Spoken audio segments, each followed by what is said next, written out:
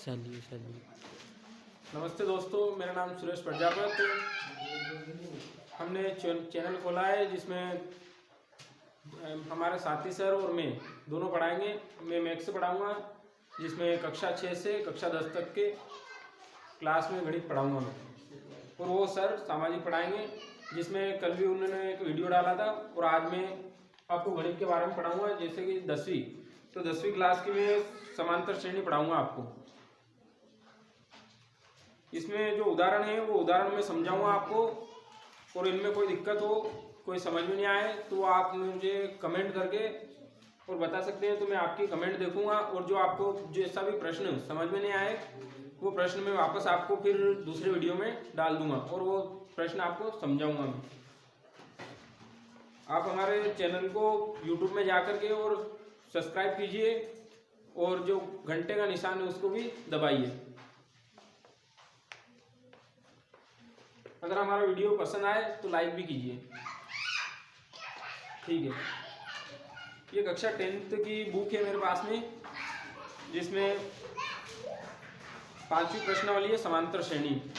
तो मैं आपको समांतर श्रेणी के बारे में पहले बता देता हूँ कि समांतर श्रेणी किसे कहते हैं। समांतर श्रेणी उसे कहते हैं जैसे कि एक प्रकार से एक लाइन है, जिसमें पहले सबसे छोटी, उससे बड़ी, ऐसे एक निश्चित अंतर होता है।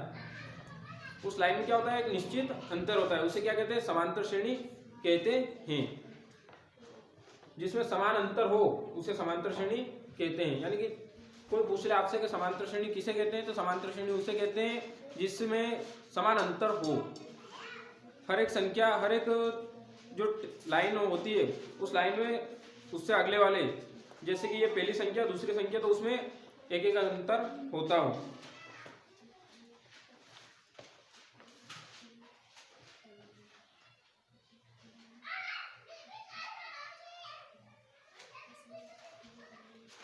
समांतर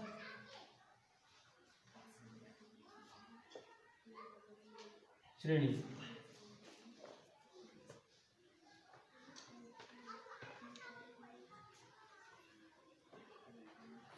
जैसे कि एक प्रकार से हमें ऐसे मिल जाए 2, 4, 6, 8 और 10।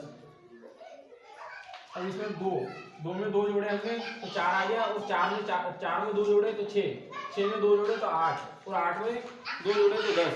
तो इस प्रकार से क्या हो गई, एक समांतर श्रेणी हो गई, जिसमें एक समान अंतर है। इसमें 2 का अंतर है, हर संख्या में 2 जुड़े हैं।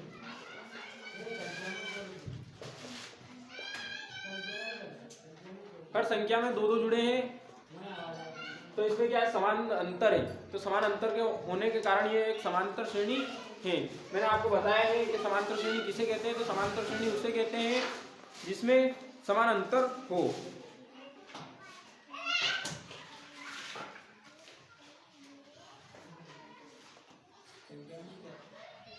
इसमें संख्याओं को ज्ञात करने के लिए ये होगा, इसे बोलते हैं प्रथम पद। ए बराबर हो जाएगा प्रथम पद।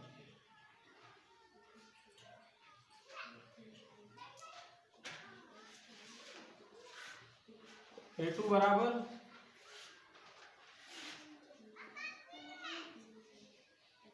द्वितीय पद।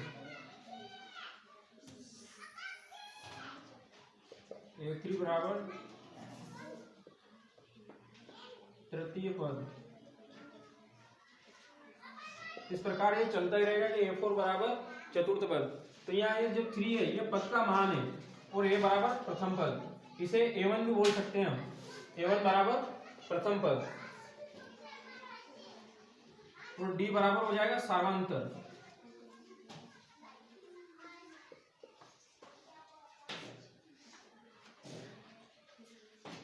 यानी जो हमें एक श्रेणी दे रखी है, उस श्रेणी में कितना अंतर है उसे बोलते हैं सार्वंतर। यानी कि वो अंतर सभी में समान है, जो सार्वंतर कहलाता है। इसमें होगा n बराबर पदों की संख्या।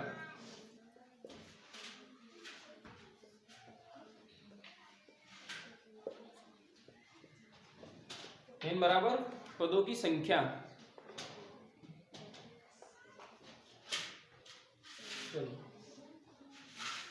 यहाँ तक का आप या तो कॉपी में उतार लो या फिर स्क्रीनशॉट ले सकते हो।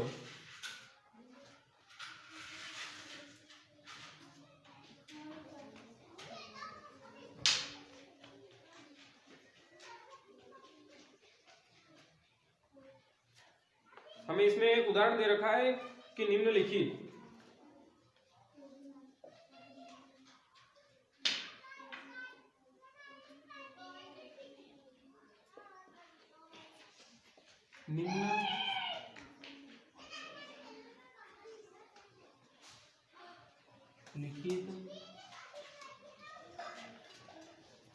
निम्नलिखित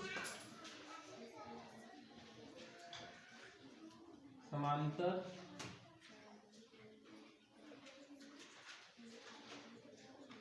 श्रेणी, निम्नलिखित समांतर श्रेणी के लिए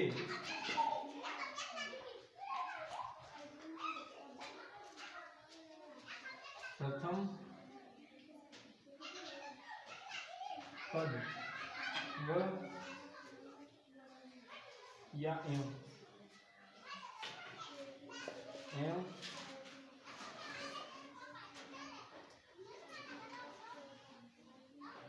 सारांतर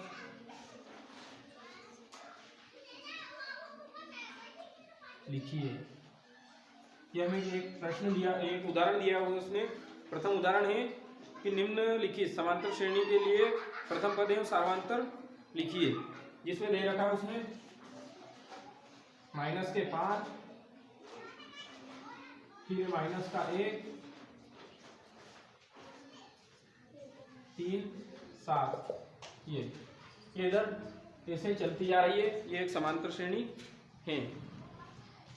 हमें बताना है इसमें कि समांतर श्रेणी के लिए प्रथम पद, यानी प्रथम पद जो ए, मैंने आगे लिखवाया था कि ए बराबर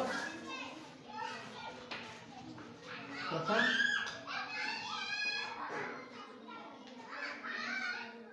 पद, तो प्रथम पद और डी बराबर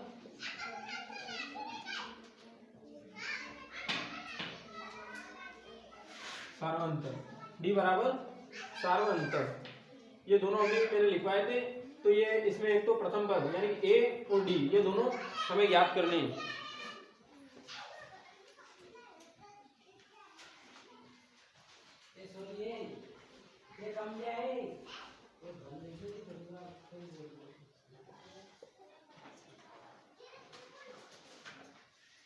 इसे ऐसे लिख दो या फिर d बराबर A2 माइनस A1, d बराबर सार्वंतर,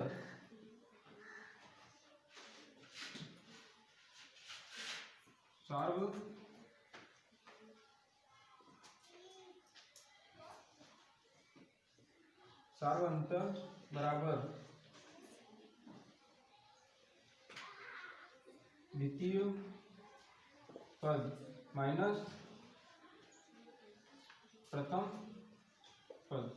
ये ऐसा सूत्र है जिसे हिंदी में d बराबर तो सार्वंतर यानी कि सार्वंतर बराबर द्वितीय पद माइनस प्रथम पद, जो दूसरा पद है उसमें से हम प्रथम पद घटाएंगे तो हमारे पास में सार्वंतर आ जाएगा। तो यहाँ यही पूछ रहा है कि सार्वंतर और प्रथम पद लिखिए। तो ये दोनों बताने, यहाँ तक क्या आप उतार लो या स्क्रीनशॉट ले लो।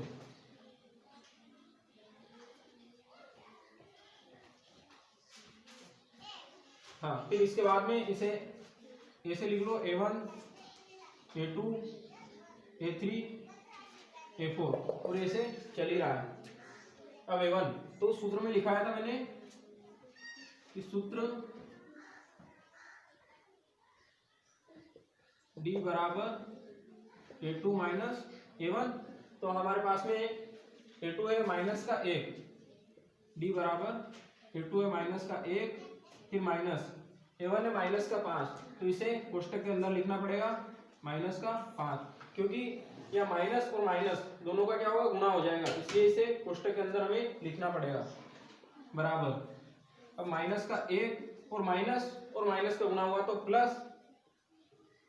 प्लस के 5, माइनस और माइनस के गुना हुआ तो प्लस के 5, तो ये माइनस माइनस के गुना हुआ तो प्लस के 5, और ये माइनस का 1 यहाँ का ये इसी की जगह है।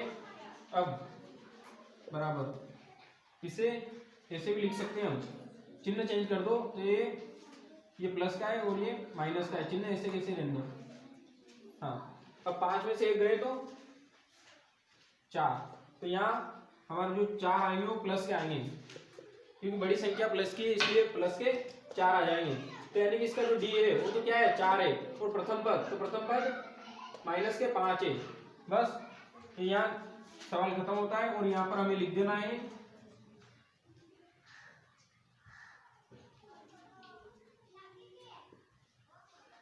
उपरोक्त दी गई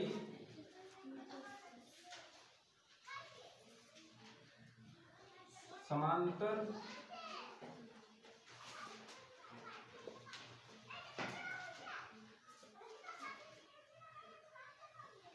श्रेणी का प्रथम पद, प्रथम पद क्या है माइनस का 5, तो प्रथम पद बराबर माइनस के 5 तथा यहाँ कोष्टक में यूं भी लिख सकते हैं कि प्रथम पद ए बराबर माइनस के 5 तथा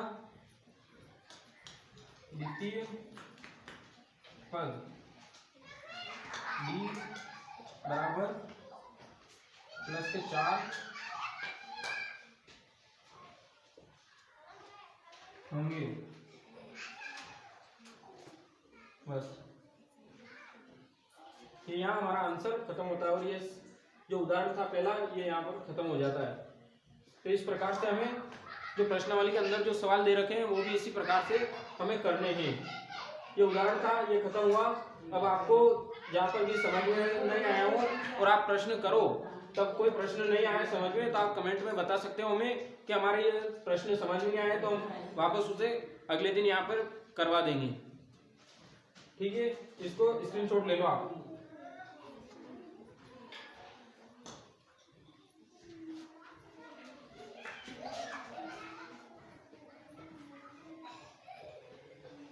हाँ, इसी का उदाहरण नंबर 2।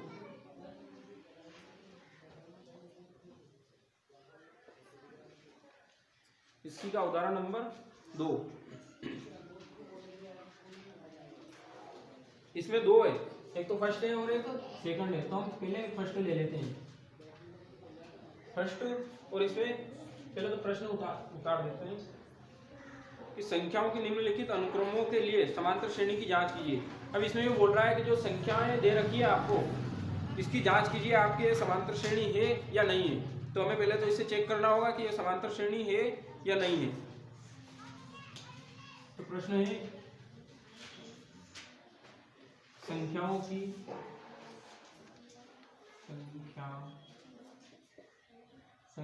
संख्याओं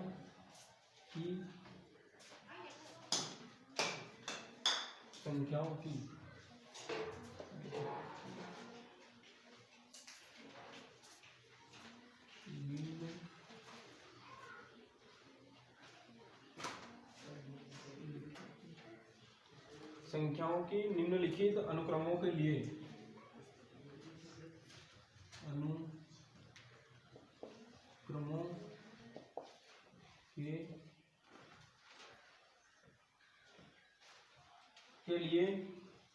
समांतर श्रेणी की जांच कीजिए।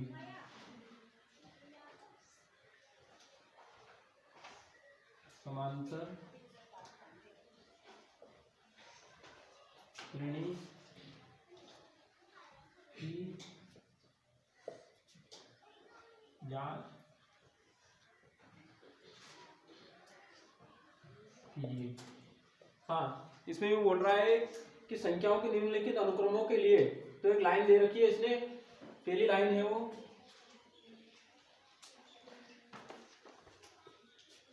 4 10 4 10 16 22 10। हाँ, तो पहला है, इसमें बोल रहा है कि ये समांतर श्रेणी है या नहीं है। तो हमें चेक करना है कि ये समांतर श्रेणी है या नहीं है। पहले तो इसको चेक करना है, उसके बाद में इसने फिर कुछ भी नहीं बोला है। निम्नलिखित अनुक्रमों के लिए समांतर श्रेणी की जांच कीजिए। तो हमें जांच करनी है कि समांतर श्रेणी है या नहीं है। हल, हाँ, 4, 10, 16 और 22। ठीक है, इसे ऐसे लिख लो, A1, A2, A3 और A4 ये चली रही है। अब इसे चेक करना है। तो चेक कैसे होगा कि जो सार्वांतर समान होता है वो समांतर श्रेणी कहलाती है। समांतर श्रेणी मैंने लिखवाया नहीं हूँ कि समांतर श्रेणी किसे कहते हैं। तो समांतर श्रेणी उसे कहते हैं जिसमें सार्वांतर समान हो। समान अंतर होने पर वो क्या कहलाती है, एक समांतर श्रेणी कहलाती है। तो आप पे उतार लो या फिर समांतर श्रेणी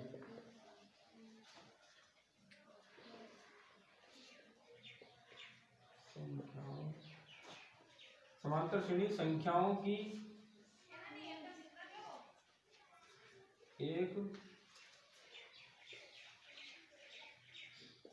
ऐसी लाइन या कतार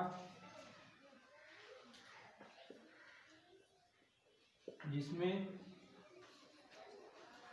समान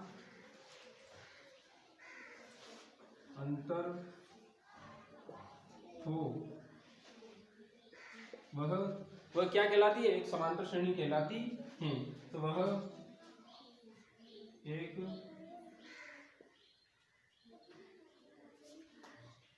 समांतर श्रेणी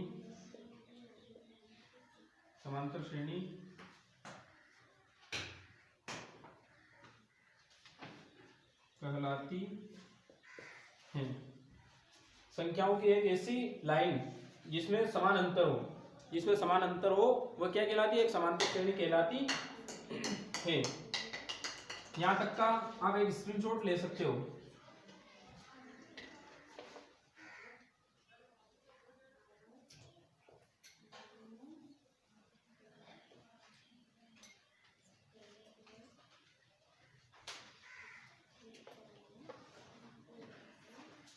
हाँ, तो ये क्या है, समांतर श्रेणी होने के लिए इसमें सार्वंतर समान होना चाहिए।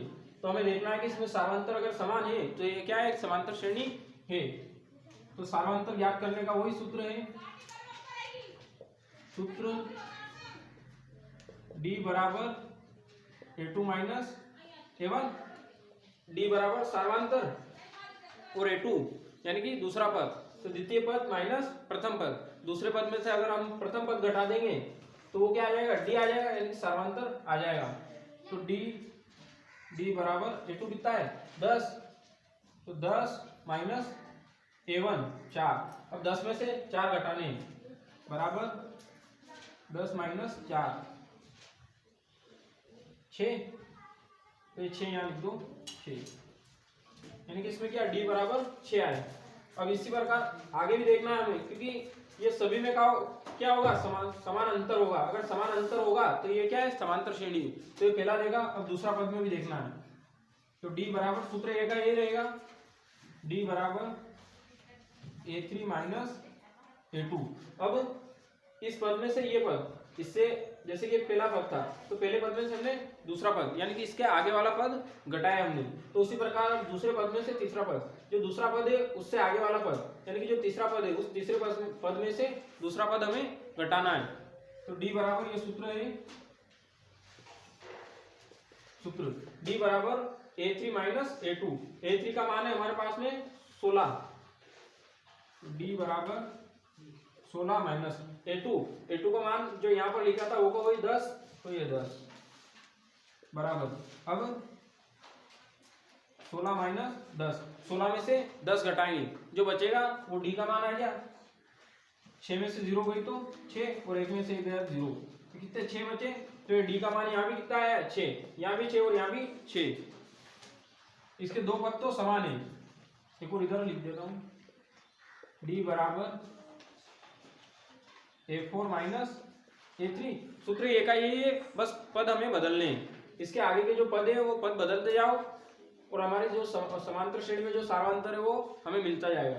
तो अब D बराबर A4 का मान है हमारे पास में 22, तो 22 माइनस A3 का मान है 16 बराबर, हाँ 22 माइनस 16, तो यहाँ लिख देता हूँ 22 माइनस 16। छोटे बच्चों की तरह बता देता हूँ कि 2 में से 6 नहीं जाते। एक उदाहरण लिया 12, अब 12 में से 6 गए, 12 में से 6 गए, 6 दूनी 12 यानी कि 6 बचे। 12 में से 6 गए तो 6 बचे,